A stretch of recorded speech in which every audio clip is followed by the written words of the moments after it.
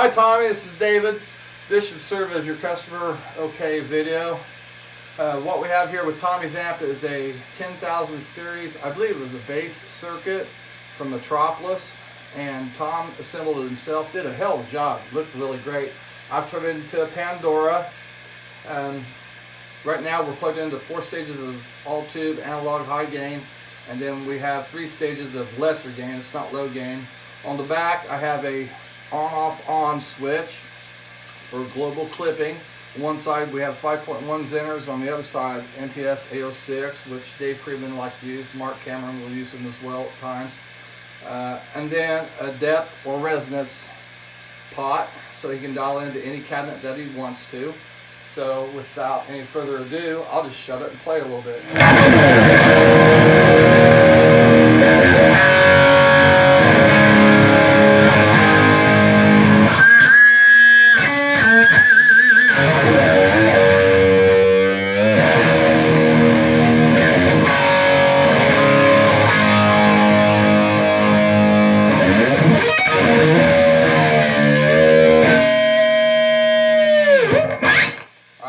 Plug into the 3 stages again, turn the guitar all the way up.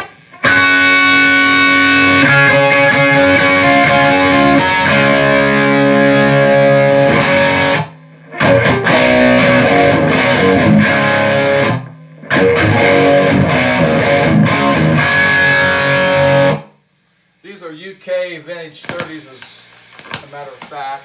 Okay, we're back into 4 stages of all tube analog gain.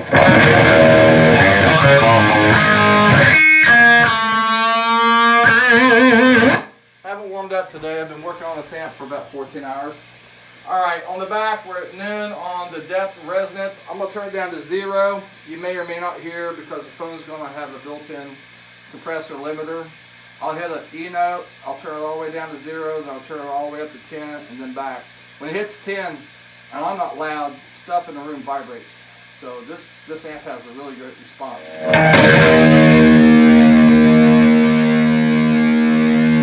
You can clearly hear the bottom fall out in the room.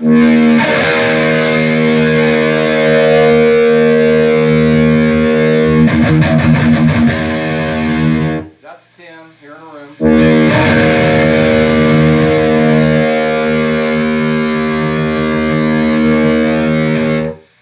Back here, I'm going to go ahead and just flip it over to one side, the 5.1 Zeners. I don't think they're going to be able to tell a difference between the MPS 806 and the 5.1s over a camera phone. But you might hear some volume drop. You definitely will in the room though.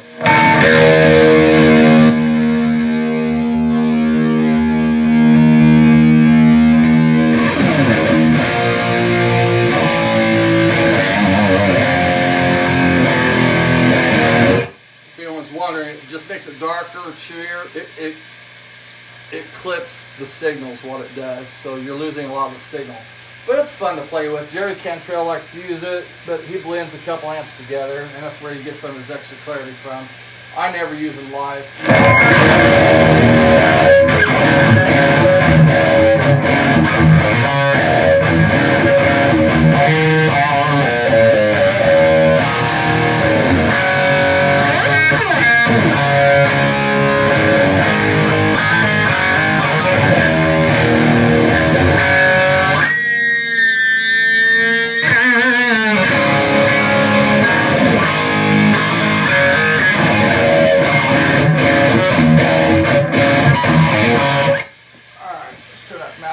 Back down, turn those clippers off, get back to the 4 stages of all analog gain.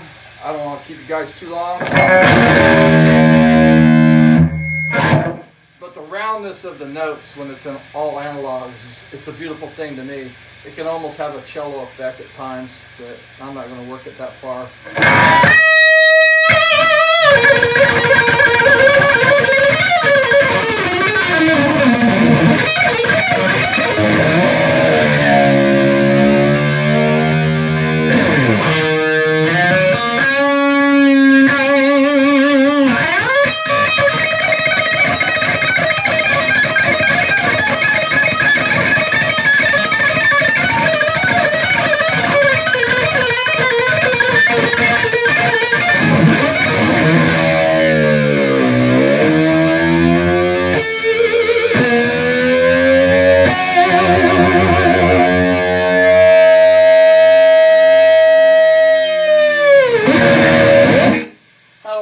guys ask me, hey Dave, why don't you play some different stuff? You know, it gets a little boring.